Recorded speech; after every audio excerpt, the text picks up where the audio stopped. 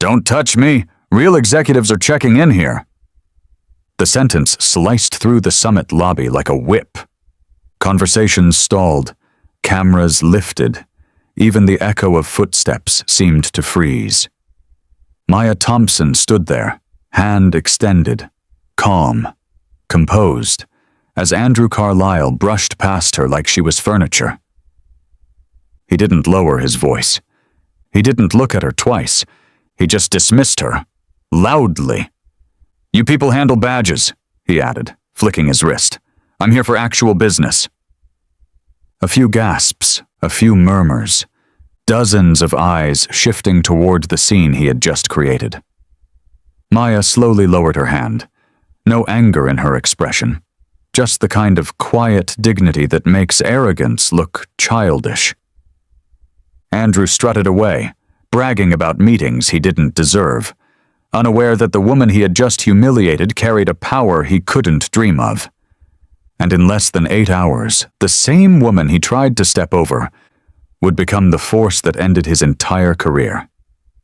Because what Andrew didn't know, what he couldn't possibly imagine, was that this time, he dismissed the wrong woman, and the whole summit was about to see it.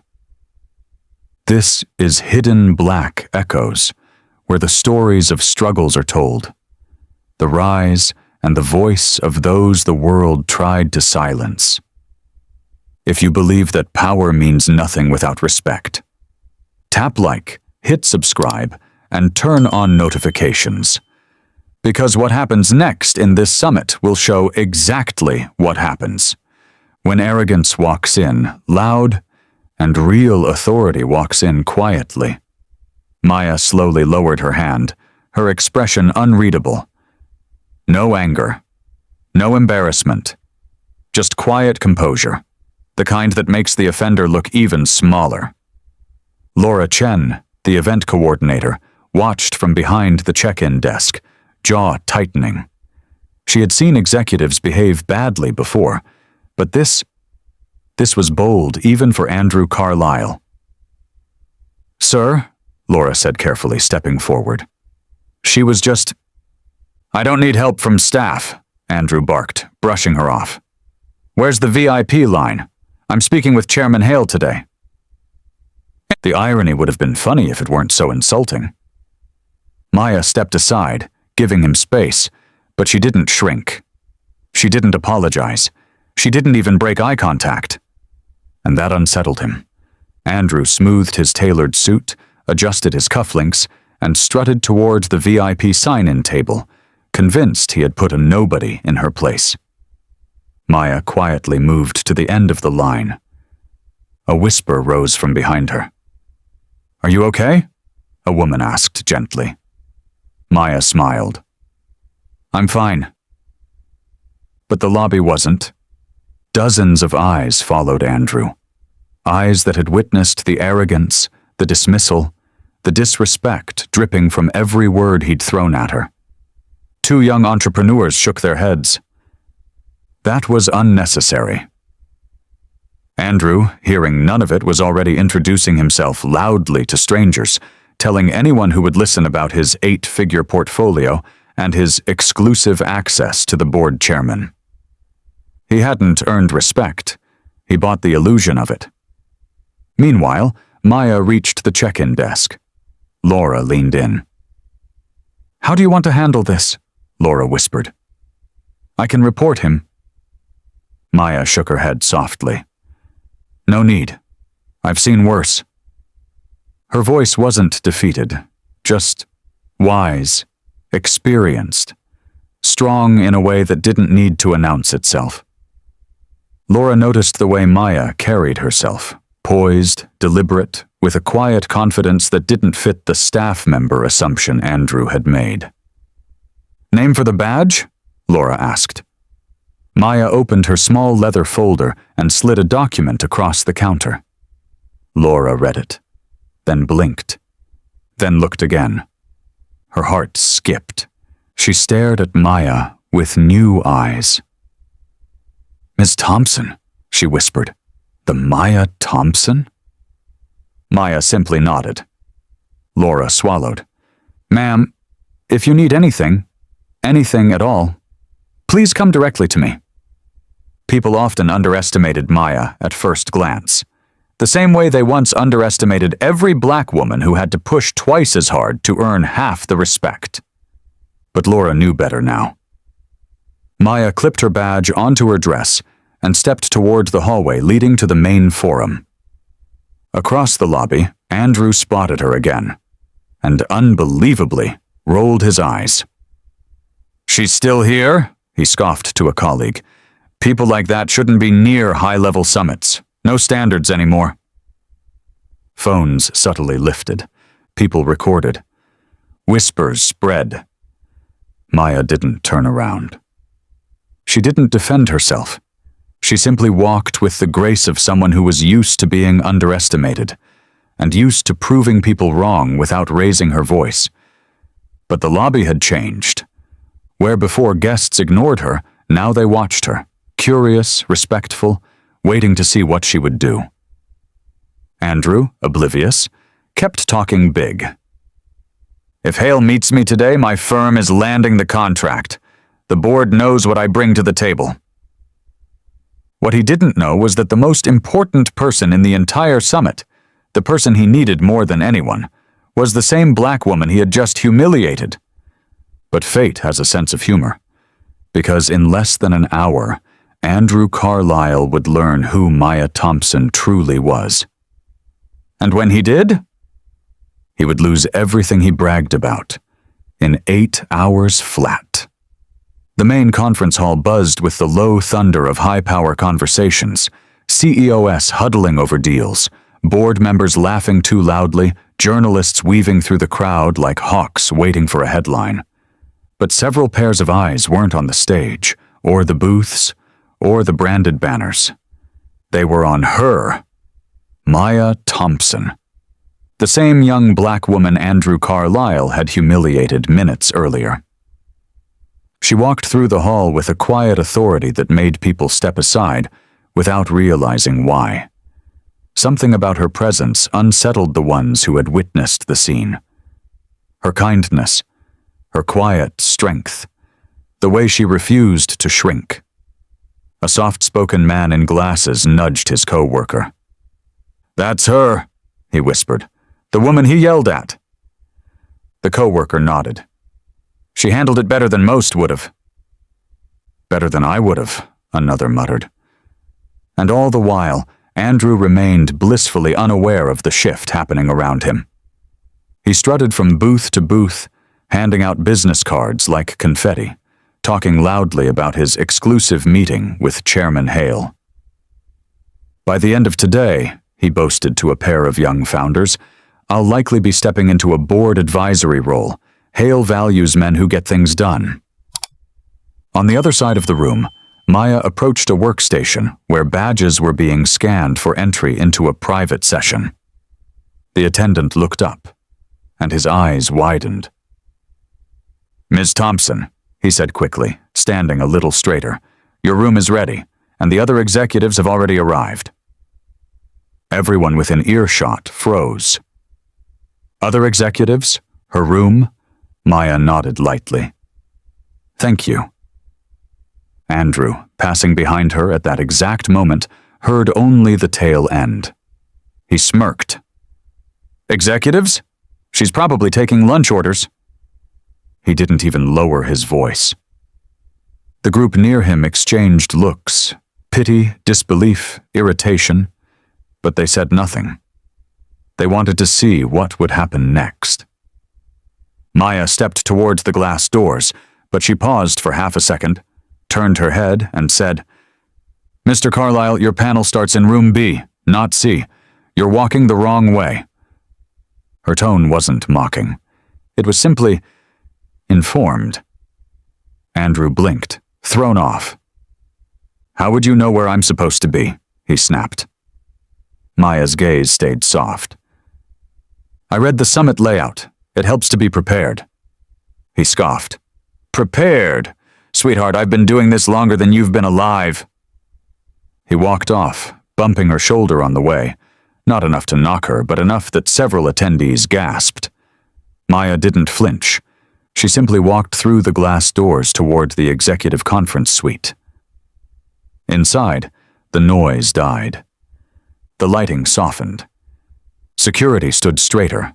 Assistants moved with careful precision, and seated around a polished mahogany table were 9 of the most influential corporate leaders in the region, men and women whose signatures moved markets and whose decisions could change industries. They all rose when she entered. "Ms. Thompson," one greeted warmly, "we've been waiting for you." "Please, take your seat." She nodded, settling into the chair at the head of the table. Not the side, not the middle, the head. As she opened her tablet, her voice low and steady, Maya began outlining the new restructuring plan she had designed for the summit's leadership council, the plan that would determine the financial strategy for the next fiscal year. Her tone was calm, professional, and unmistakably authoritative. Nothing in her demeanor hinted at the insult she'd endured only minutes before. Meanwhile, outside the glass doors, Andrew finally found Room B, only to discover he wasn't a keynote speaker like he'd bragged all morning. He was on a panel of 8, squeezed at the very end of the table, given 2 minutes of speaking time. And even worse, half the audience seemed distracted, whispering and checking their phones. A push notification flashed across multiple screens. Breaking: Maya Thompson confirmed as keynote strategist and youngest female executive partner in Dalton Equity Group. The murmurs grew. Andrew froze. Dalton Equity Group, one of the most powerful privately held firms in the country, the same firm funding several Fortune 500 companies. He swallowed hard. "Thompson," he whispered to himself. "That can't be the same." He replayed the moment in the lobby, the extended hand, the smile he dismissed without seeing. His stomach tightened. But the real blow was coming. Because in less than an hour, Andrew Carlisle would discover who Maya Thompson truly was, directly from the one man he dared not cross. And by then, his downfall would already be in motion. The summit's afternoon session erupted into controlled chaos, a swirl of clapping, shifting chairs, and hurried conversations as executives moved between panels. But in the center of the commotion stood one man who seemed suddenly, painfully out of place: Andrew Carlisle. The same arrogance he strutted around with hours earlier was now cracked at the edges. His collar felt too tight, his palms were sweaty, and every phone around him seemed to buzz with the same notification. Maya Thompson, Dalton Equity Group's youngest executive partner, set to lead keynote strategy session. Andrew tried to laugh it off.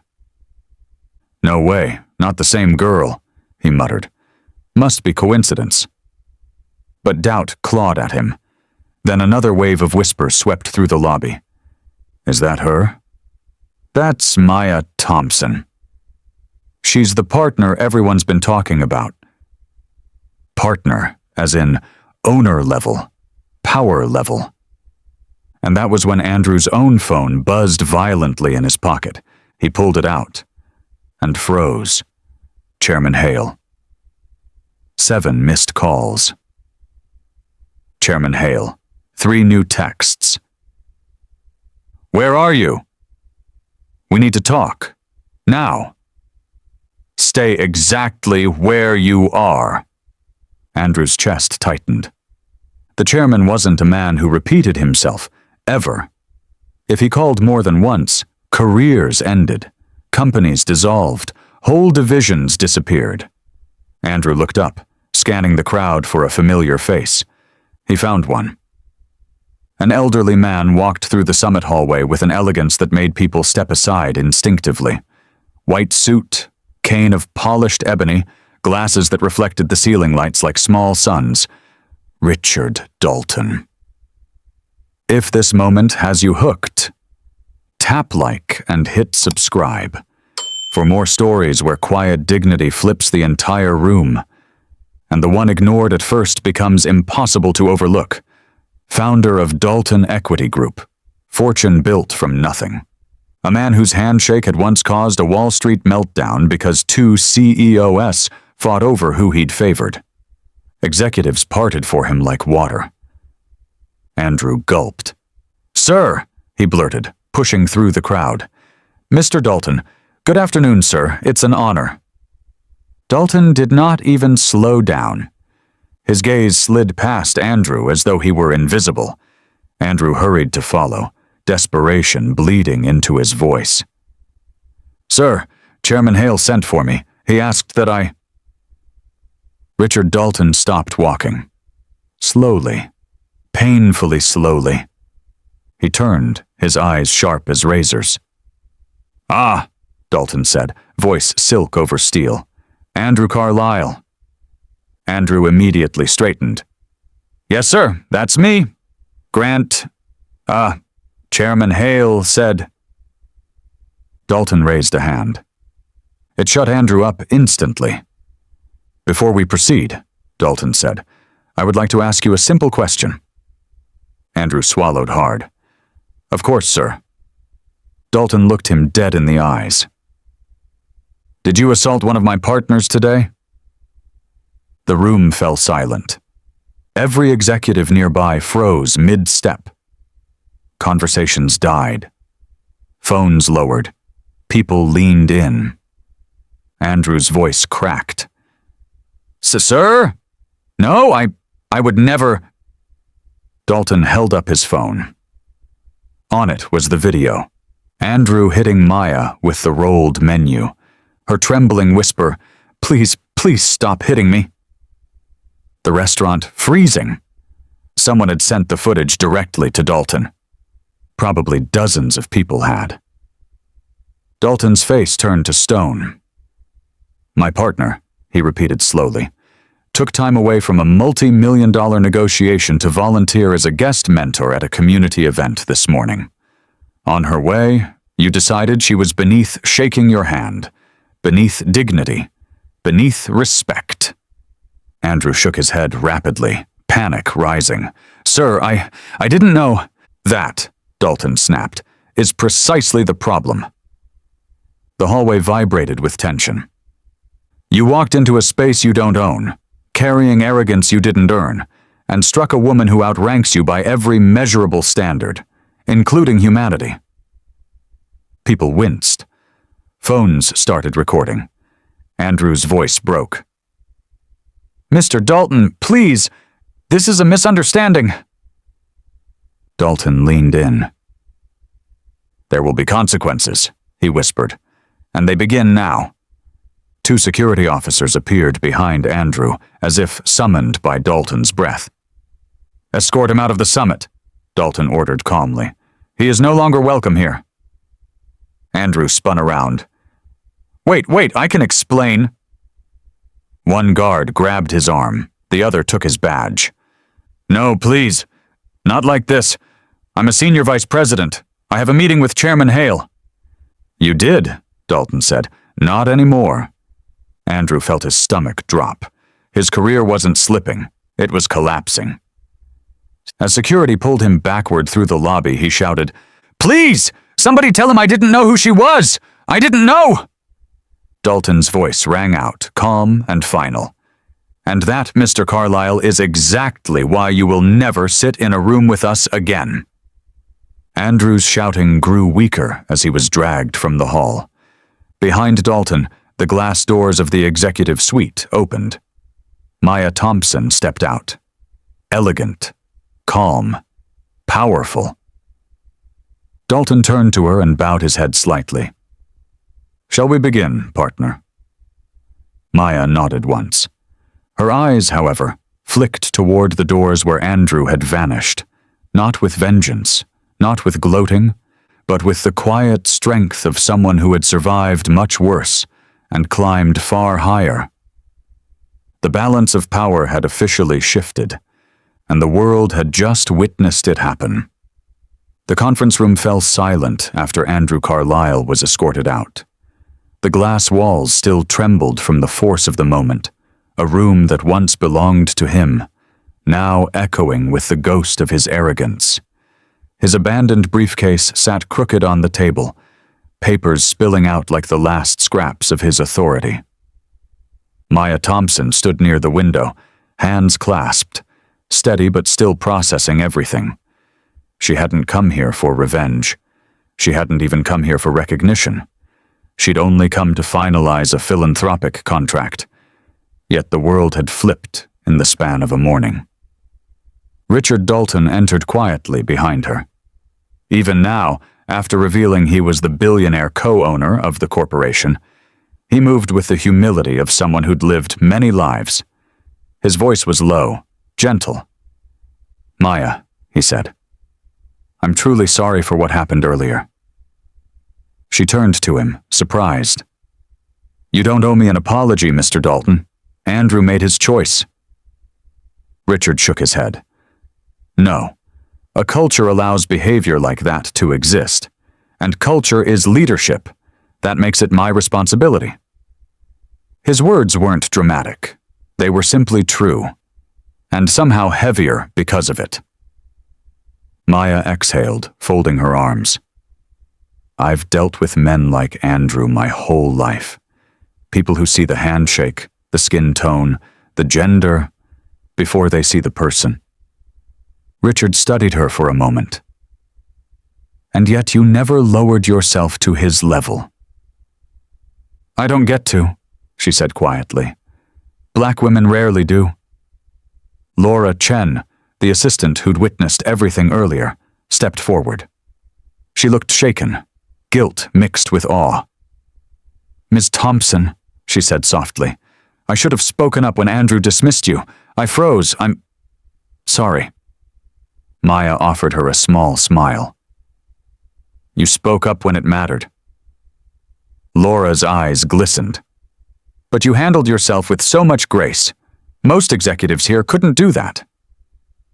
Maya shrugged lightly. "I didn't survive the corporate world by raising my voice.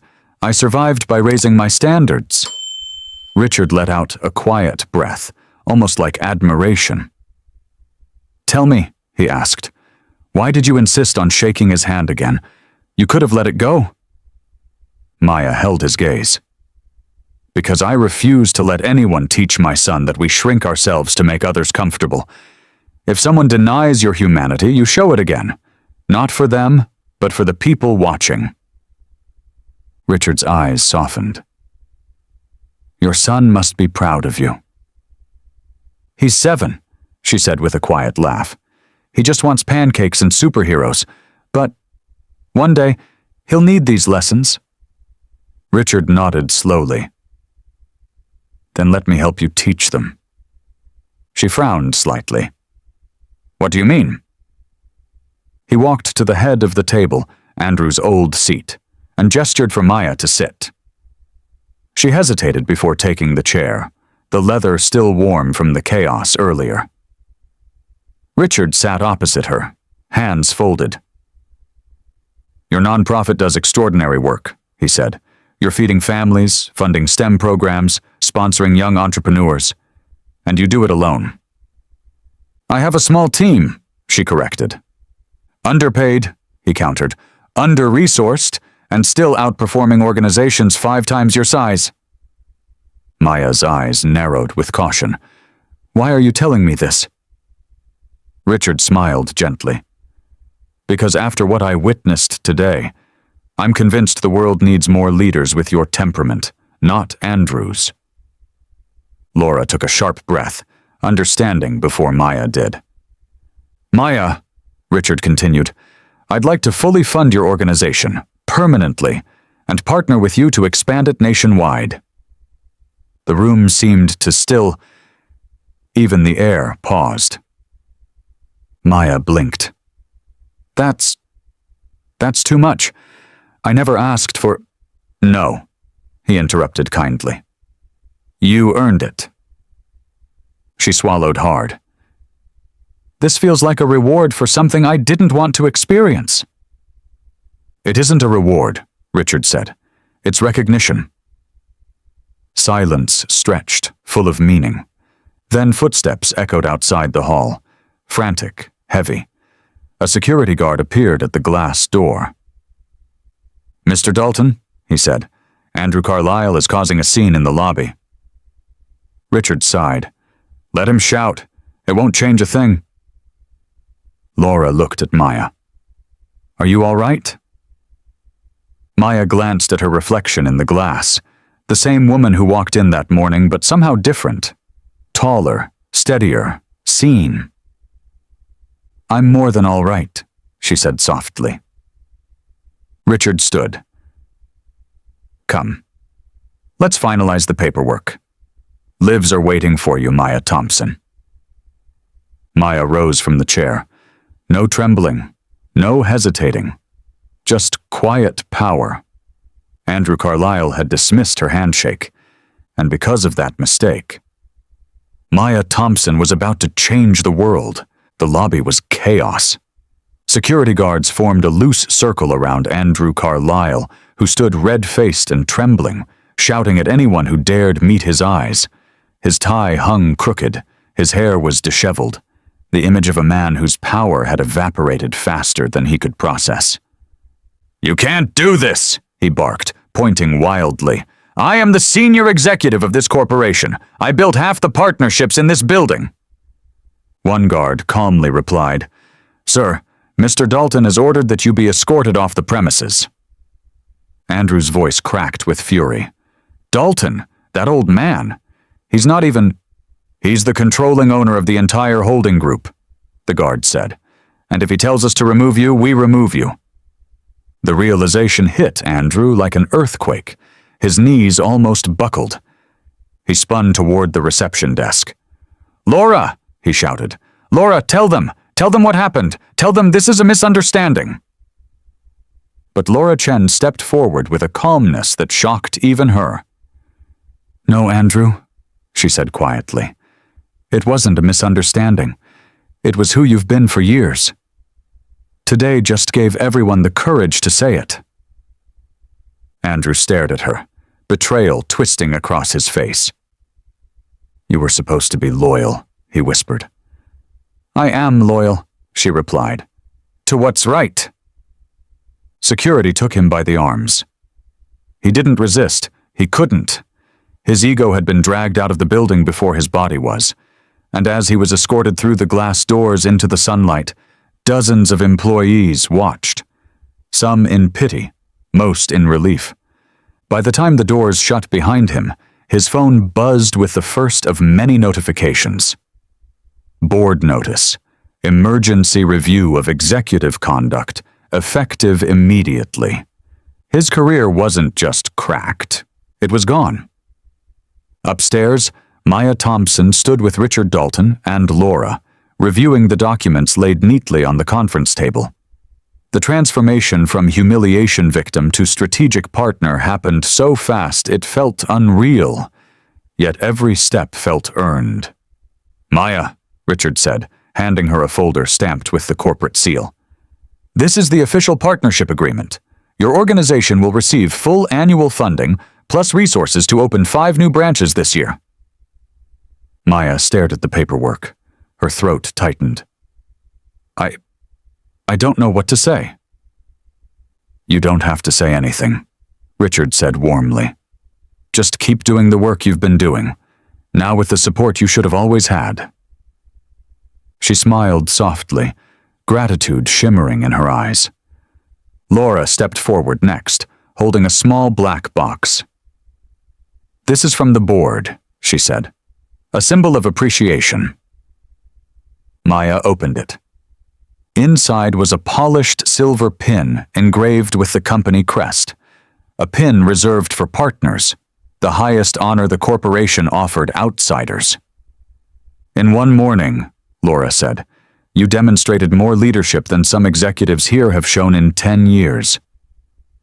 Maya exhaled shakily. "Thank you, both of you."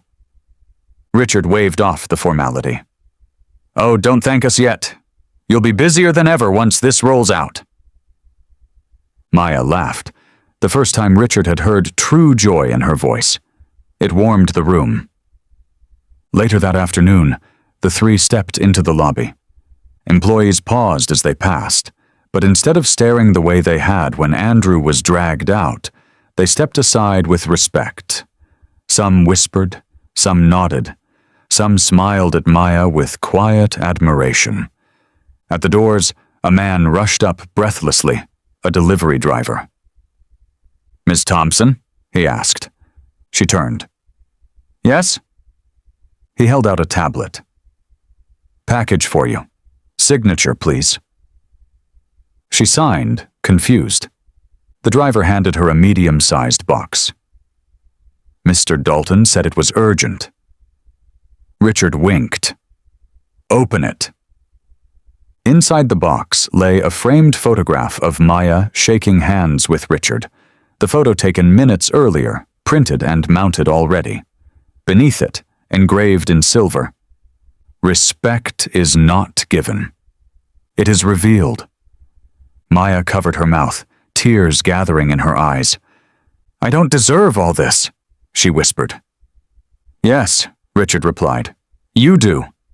And more." Outside, the clouds had parted. Sunlight spilled across the street. As they stepped out, Maya noticed someone standing across the sidewalk. Andrew Carlisle, disheveled. Silent now. No yelling, no rage, just realization. When their eyes met, he froze, ashamed, small, swallowed by the consequences he created. He opened his mouth, but Maya shook her head gently. Not in cruelty, in closure. Then she turned away, stepping into the sunlight with Richard and Laura beside her, walking toward a future built not on anger, but on dignity. It was the last time she would ever think of Andrew Carlisle as someone who mattered. Because in the span of 8 hours, he lost everything, and she gained the world. If stories like this remind you that titles don't make leaders, character does. Hit like, subscribe, and turn on notifications. So you never miss the next story where arrogance collapses, dignity rises, and the person underestimated at the start walks out with the final victory.